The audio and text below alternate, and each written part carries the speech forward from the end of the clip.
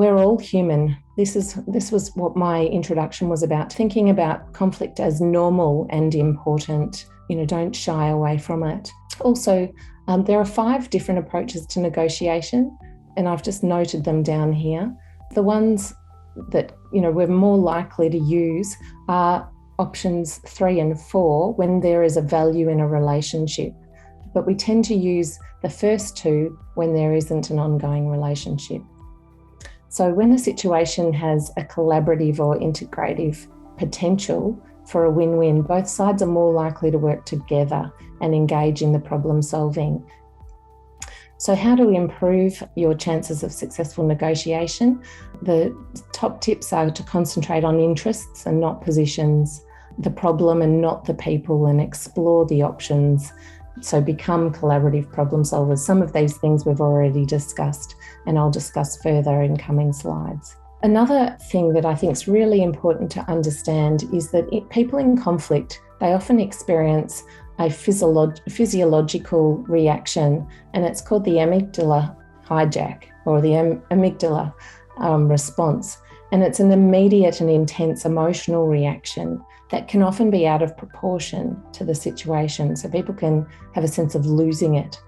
During this time, people are effectively unreachable or unable to make rational thought. They're driven by their emotions because they're in fight or flight mode.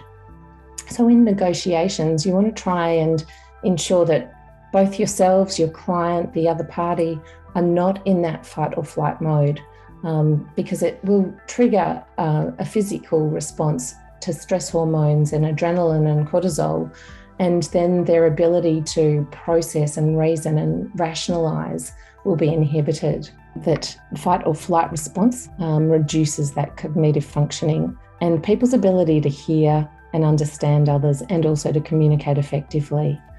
So this is what a mediator will try to minimise during a mediation. So if you know that you have a situation where people are going to be in fight or flight mode most of the time, then you need to make sure you carefully select a mediator who's going to be able to work with these situations and emotions as they come out to play. Okay, so that will then give you the opportunity, if you shift from combative scenario and try to move towards a collaborative space, that will lead into a greater creative space for decision making and options exploration. Now we're going to talk about some strategies of influence, and I hope everyone's really looking forward to this slide, because I think this is probably the one that most people want to know. How do I get them to listen to me but also to agree with me? So have a look again at the top tips that I've put forward in slide 7, keeping in mind the remaining calm and conciliatory, setting the tone, disarming them by not biting back. That'll usually throw them off their usual game, because they expect you to rise to the occasion if they do.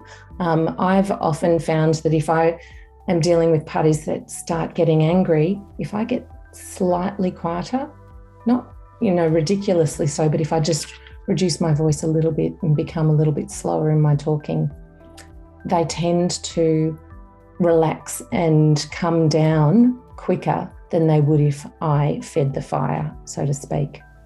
So setting that conciliatory tone builds that trust and respect that we need to get to a situation of influence and hopefully commercial resolution. So no interrupting or name calling or intimidation. If the other party are aggressive, and that could be the legal representative or the barrister, consider developing a code of conduct. Okay, most experienced negotiators will already do the right thing, but some particularly will just flare up, and it might often be because they actually don't have a very strong case. I actually had this situation that I'll give you a bit of an insight into shortly as a junior lawyer. But understand that the psychological response caused by stress and attack is not going to be helpful, and then continue to approach each problem with curiosity, and just remembering again, you don't know all the circumstances of what's going on for the other party.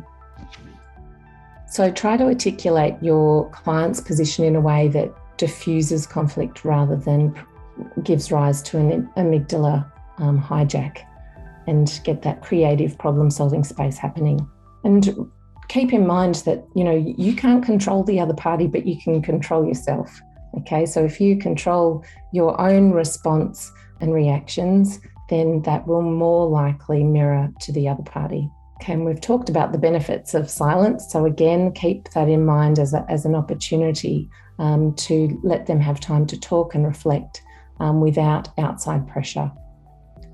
Another way of reframing conflict is to say, let's look at how we can move this forward, or let's discuss our mutual concerns about this, or saying, I'm interested in hearing a bit more about, having those open dialogue questions.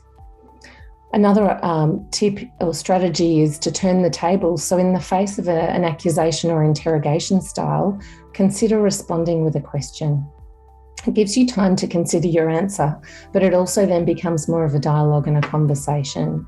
And it doesn't mean completely avoid answering, but it might just diffuse their style. Okay, so you might say, for example, you mentioned the meeting. Can you tell me a bit more about that and what your client understood from that discussion? Or perhaps you can tell me more about what you were thinking with regard to the proposed wording. What do you think might work better? Another option is to just deflect and move to a less contentious topic. In fact, a good way to start negotiations is to work with the least contentious topics first. So you start to get a roll on agreement. The example I was going to give you before, that I mentioned before, is, and it comes up in this allow space. So sometimes you might need to respond by saying, I need a day to think about this. It's better than responding in anger, or take the high road. As an associate lawyer back in the day, I attended a mediation on behalf of my client, and I had a run-in with a barrister who was trying to derail me by facing off against me personally rather than the facts at hand. And we've all seen it before. There was I don't know, I think it's probably less so now than it was back then, but there was fist clunking on the table and hands on hips and standing over tactics. It was quite disgusting. And so anyway, I said, and I remained calm and seated, but I said at the time, unless we can keep discussions to the subject of the dispute, I'm going to have to end this mediation. I don't think he really expected me to, saying things like, I've been in practice since you were in kindergarten. I think it was actually since before I was even born at the time. But nonetheless, these are the things he was saying in front of his client, and it was his way of chest beating, saying, you've got the best advocate in the room. So instead, I calmly packed up my things and left the mediation room, which completely shocked him and resulted in him scurrying after me with offers to settle and a watery apology. So sometimes it is better to just end the negotiation, allow some space, and come back to it another day.